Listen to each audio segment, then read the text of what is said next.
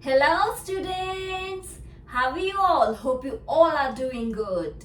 Regrouping can be done in addition as well as in subtraction. So in today's class, we will learn subtraction with regrouping.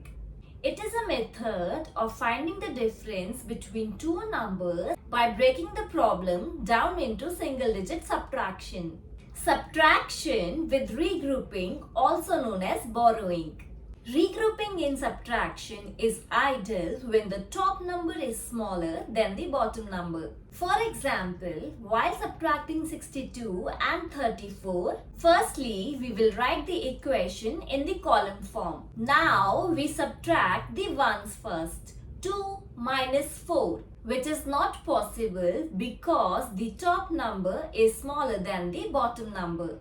This is where regrouping comes into action. To borrow one number from his neighbor 6. After giving one number, neighbor himself becomes 5. And the number 1 which comes in one's place becomes 10. So 10 plus 2 is equal to 12. Now subtract 4 from 12. And the difference is 8. Now we will subtract the numbers under 10's value. 5 minus 3. The difference is 2. Now coming back to the real question, the difference we get is 28. Question time. When you have 32 toffees and someone take away 19 from it, then how many are left? Send me the answer on this email ID. Now it's a story time and today's story is Puss in Boots. Once upon a time, there was a miller. He was poor and he had 3 sons. Before he died, he gave the mill to the eldest son, a donkey to the second, and a cat to the youngest. The youngest son cried on his misfortune. "Master, please don't cry. Just lend me a pair of boots and I will make you happy and rich," said the cat. The youngest son decided to believe the cat and gave him a pair of boots. The cat jumped into the boots and ran into the forest. He hunted rabbits and took them to the king. "Your Majesty, please accept this small gift from my master, Subtraction," said the cat.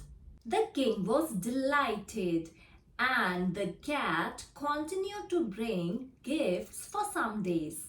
The cat heard that the king was planning to drive in the carriage with his daughter along the riverside. So the cat asked his master to go to the river and take bath. The youngest son took off his clothes and went into the river. Just then the king's coach approached the riverside. The cat shouted, "Help! Help, my lord! Someone took his clothes and left him in the river." The king, who heard the cry, stopped the carriage and asked his men to get him a new dress and help him out of the river. The cat was pleased as his plan had succeeded. Now he had to arrange a big castle for his master. The cat went to the farmers working in the field. "If anyone asks you whose field this is, say it belongs to Master Subtraction. If you do, I will kill the ogre that troubles you." Later, when the king's carriage reached the field, he asked the farmers whose field it was. They answered, "It belongs to Master Subtraction." Finally, the cat came to the castle that belonged to the scary oak. The cat said, "I had heard that you can change yourself using magic, but I think it's a lie." The oak got angry. "I can prove you wrong. Just tell me what you want to see." The cat asked, "Can you change into a big animal?"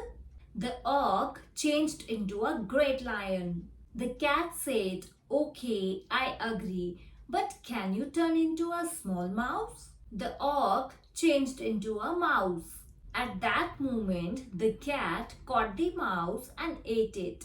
Later, the cat invited the king to the castle and said, "This is the castle of the master Subtraction." Later, the master Subtraction got married to the princess and they all lived happily ever after. Moral of the story is, one should be thankful for what they have. If you like my way of teaching the concept, then hit like button, share it with your friends and family, and if you are watching my channel for the first time, hit subscribe button too. Bye.